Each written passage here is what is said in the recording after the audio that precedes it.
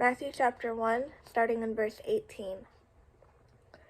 Now the birth of Jesus Christ was on this wise.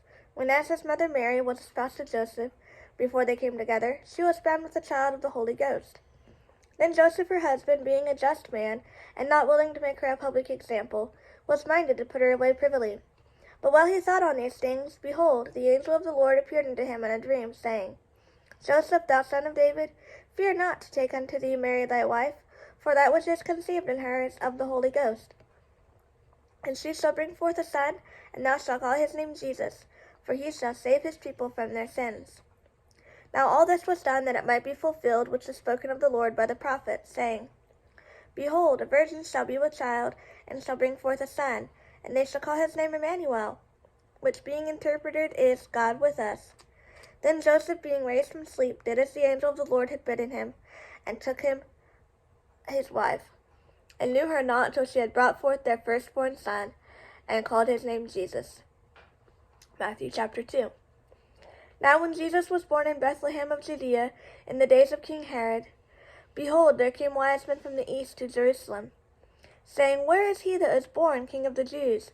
For we have seen his star in the east, and are come to worship him. When Herod the king had heard these things, he was troubled, and all Jerusalem with him. And when he had gathered all the chief priests and scribes of the people together, he demanded of them where Christ should be born. And they said unto him, In Bethlehem of Judea, for thus it is written by the prophet, And thou, Bethlehem, in the land of Judah, art not the least among the princes of Judah, for out of thee shall come a governor, that shall rule my people Israel. Then Herod, when he had privily called the wise men, inquired of them diligently what time the star appeared, and sent to them to Bethlehem, and said, Go, and search diligently for the young child, and when ye have found him, bring me word again, that I may come and worship him also. When they heard the king, they departed, and lo, the star which they saw in the east went before them, till it came and stood over where the young child was. When they saw the star, they rejoiced with exceeding great joy. And when they were come into the house, they saw the young child with Mary his mother, and fell down and worshipped him. And when they had opened their treasures, they presented unto him gifts, gold and frankincense and myrrh. And being warned of God in a dream that they should not return to Herod, they departed unto their own country another way. And when they were departed, behold, the angel of the Lord appeareth to Joseph in a dream, saying, Arise, and take the young child and his mother, and flee unto Egypt, and be thou there until I bring thee word, for Herod will seek the young child to destroy him.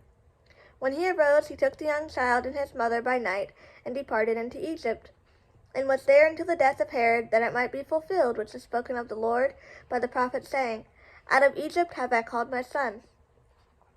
Then Herod, when he saw that he was mocked of the wise men, was exceeding wroth, and sent forth and slew all the children that were in Bethlehem, and in all the coasts thereof, from 2 years old and under, according to the time which he had diligently inquired of the wise men. Then was fulfilled that which was spoken by Jeremy the prophet, saying, In Ramah there was a voice heard, lamentation and weeping, and great mourning, Rachel weeping for her children, and would not be comforted, because they are not.